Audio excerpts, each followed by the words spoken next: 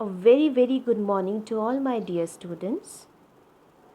In the last tutorial, we studied lesson first, a triumph of surgery. Now here we're going to start with our second lesson, the thief's story by Ruskin Bond. The writer of this lesson is Mr. Ruskin Bond, who is an eminent contemporary Indian writer of British descent. He prolifically authored inspiring children's books and was awarded the Sahitya Akademi Award to honor his work of literature.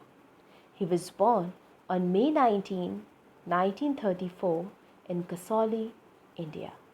He was the son of Edith Clark and Aubrey Bond.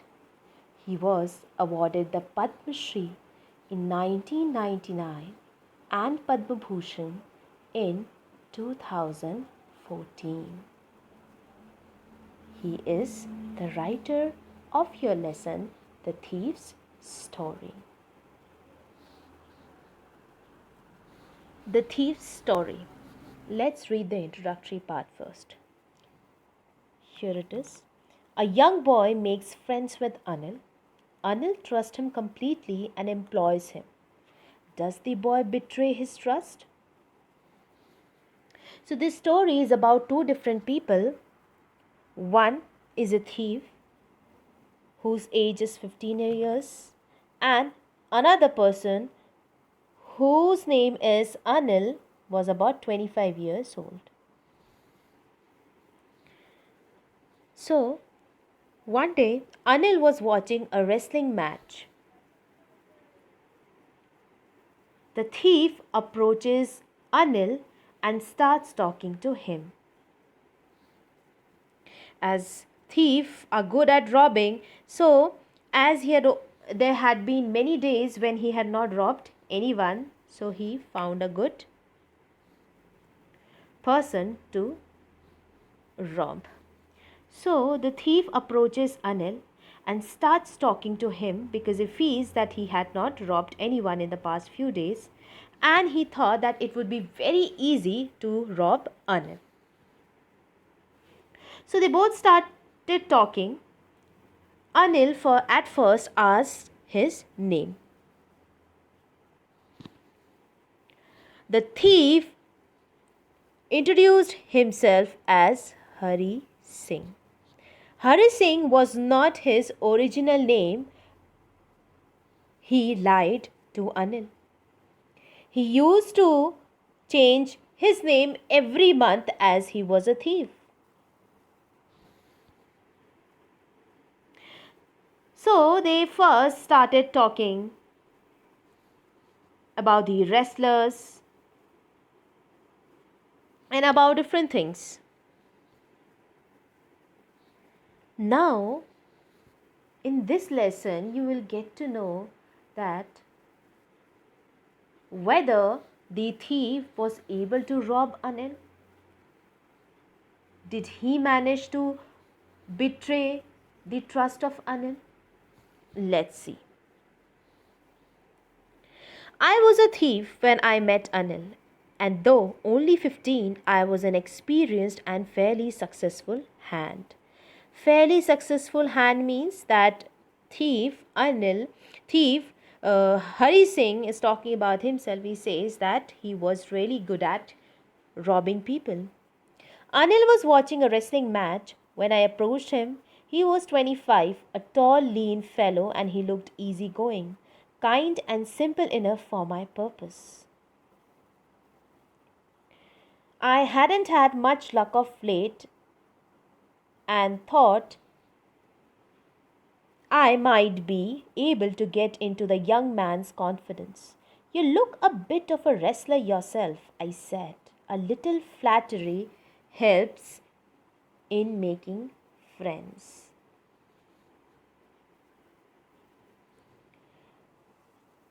So do you, he replied, which put me off for a moment because at that time I was rather thin. Well, I said modestly. Modestly means in a humble way. I do wrestle a bit. What's your name? Hari Singh, I lied. I took a new name every month. That kept me ahead of the police and my former employers. After this introduction, Anil talked about the well oiled wrestlers who were grunting. Grunting means making a low guttural sound, lifting and throwing each other about. I didn't have to say much to say Anil walked away. I followed casually. Hello again, he said. I gave him most appealing smile. Appealing means attractive. I want to work for you, I said, but I can't pay you. So, in order to get comfortable with Anil, Hari Singh tried to win his confidence by flattering him. He commented on him that he looks like a wrestler himself. But Anil replied that even the thief looked like a wrestler, which offended him as he was very thin at that time. Who was very thin? Thief. Hari Singh was very thin. He felt really offended when um, Anil replied to him that he also looks like a wrestler. The thief modestly replied that he did wrestle a bit sometimes. Anil asked his name and the narrator lied that his name is Hari Singh. The narrator used to change his name every month. Why? In order to escape police and his ex-employers, because he had been robbing his ex-employers and police were after him. Then after that they started talking about the well-oiled wrestlers whom they used to watch on the screen, whom they were actually watching on the screen. The narrator did not have much to say as he did not know much about wrestling. As Anil was leaving, the narrator again approached him, asking him that he wanted to work for him. He gave the most appealing smile. Appealing means the most attractive smile. I want to work for you, I said. Who asked for work? Hari Singh asked for work from Anil, to which Anil replied that he won't be able to pay him for his work. I thought that over a minute, perhaps I had misjudged my man. I asked, can you feed me? Can you cook? I can cook, I lied again. If you can cook, then maybe I can feed you. He took me to his room over the Zumna sweet shop and told me could sleep on the balcony. But the meal I cooked that night must have been terrible because Anil gave it to a stray dog and told me to be off. But I just hung around, smiling in my most appealing way, and he couldn't help laughing. Later, he patted me on the head and said, never mind. He would teach me to cook. He also taught me to write my name and said he would soon teach me to write whole sentences and to add numbers. I was grateful. I knew that once I could write like an educated man, there would be no limit to what I could achieve. It was quite pleasant working for Anil. I made the tea in the morning and then would take my time buying the day's supplies, usually making a profit of about a rupee a day. I think he knew I made a little money this way, but he did not seem to mind. When Anil replied to Hari Singh that he would not be able to pay him money for his work, it was not expected by Hari Singh that he is going to reply this way. he had misjudged Anil. That's what he thought. As he thought that Anil had a lot of money. But when he told that he will not be able to pay him, so he thought that he is kind of misjudged. So, next the narrator asked whether he would be able to feed him. Anil asked to Hari Singh. Hari instantly replied that yes, he could cook. Hari lied again. He did not know how to cook, but he had something else in his mind. He wanted to rob Anil. So he said yes. So next, both of them went to Anil's room, which was above the Zumna sweet shop. Anil also told Hari that he could sleep in the balcony. The narrator said that the meal that he cooked must have been terrible, as Anil had to give it away to a stray dog. So the meal that was prepared by Hari Singh that particular night was so bad that Anil had to give it to a stray dog. He somehow knew that Hari Singh do not know how to cook. So he patted on Hari's head and told him that he would teach him how to cook. He even taught him to write his name, also taught to write whole sentences, to add numbers. Hari was very grateful for what Anil had planned, as he knew that there would be no limits to his work once he knew how to write. So he was very happy because he did not know how to write. But after Anil started started teaching him adding numbers, started teaching him how to write his name, then whole sentences, he was very happy because he thought that then after that he would be very good at everything, because he would be requiring this writing skill in his robbery too. So there would be no limits to his work then. So Hari really enjoyed working for Anil. He used to make tea for him in the morning and then used to go out to buy groceries for the day. And while buying groceries, he would always save 1 rupee every time and would keep in his pocket. Anil knew about this. Anil knew that he took a rupee every day, but he did not mind at all. He was absolutely fine with it. Move to the next page. Anil made money by fits and starts. Fits and starts is an idiom which means irregular intervals of action, which is not regular. Okay.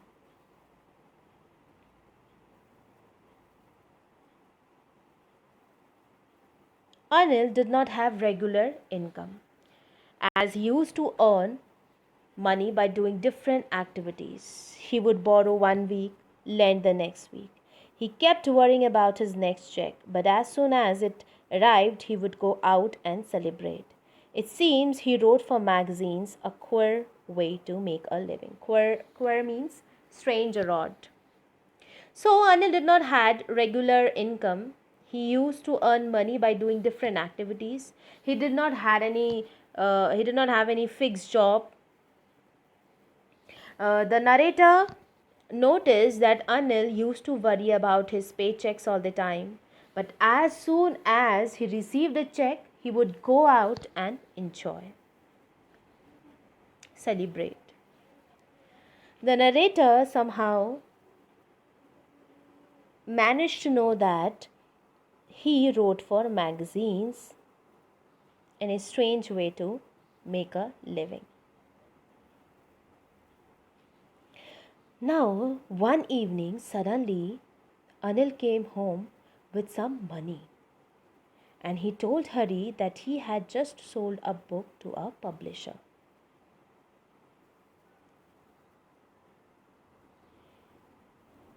Before going to bed, Anil put the money under his mattress, and Hari saw him putting the money there. This is the time Hari Singh was waiting for.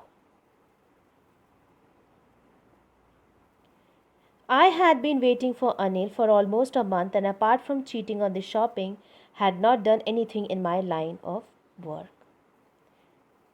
I had every opportunity for doing so. So, he had full opportunity to rob money from Anil, as he also had a key to the door. He could easily come and go as he wanted, because he was the most trusting person, the narrator, I had ever met. Who is saying this? Hari Singh says that Anil trusted him the most, and he was the most trusting employer that he had ever met in his life. The narrator had full chance to rob him, as he had also given him the key to Rome. And that is why it was so difficult to rob him. Please underline this line. It's easy to rob a greedy man because he can afford to be robbed. But it's difficult to rob a careless man. Sometimes he doesn't even notice he's been robbed, and that takes all the pleasure out of the work. So, Hari had been trusted upon by Anil the most. Anil had not been trusted upon by anyone else in his life. This was the only thing that was stopping Hari from stealing. So, just underline and listen that this was the only thing that was stopping him from robbing Anil, because he thought that it is very easy to rob a greedy man, because he has the capability or the money to get robbed, because a greedy man always thinks about money, always will be saving money, will be hiding money somewhere or the other place. But a person who is very careless man like Anil, there is no use to steal from them, because they sometimes don't even come to know that they have been robbed, because they are least bothered about money, they're least bothered about where they have kept their money. So it's useless, it's taking out pleasure from his work. Also, Hari feels that when someone doesn't come to know that he has been robbed, then there is no fun left in robbing him. There is no pleasure at all, because the person who is being robbed doesn't even know that he is being robbed, doesn't even know that he has some money with him, and the other day he doesn't have, because the person is so careless, doesn't even care about his money. So he says that there is no pleasure, no fun in robbing a careless man like Anil.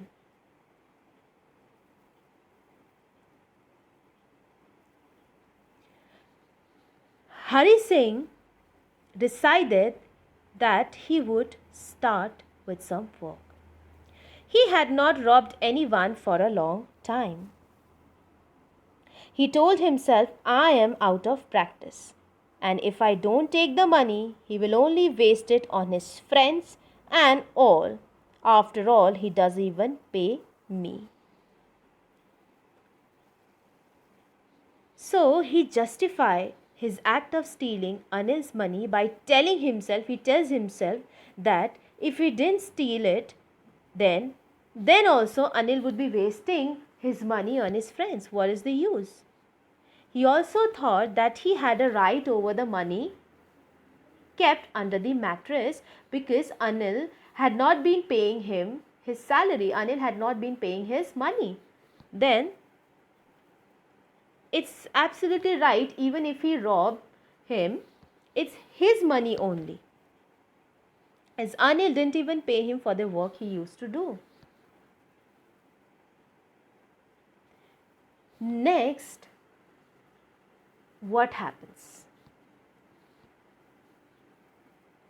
Before we move to the next part of the video, I'm going to discuss the questions which I've given you in your home assignment. Question 1 which I gave you is from page number 11. It's easy to rob greedy man because he can afford to be robbed, but it's difficult to rob a careless man. Sometimes he doesn't even notice he's been robbed, and that takes all the pleasure out of the world. This line I have very well explained in the video. Just listen it to very carefully and explain the line properly in your answer. Okay. Second question which I've given you is you have to find 5 words from first 3 pages of your book, page number 9, 10, 11, and you have to use those words in your own sentences, plus you need to write the usage of those words. Last is question number 3, where you need to clearly write about the writer Ruskin Bond and his notable works, his works of literature, in your fair notebook.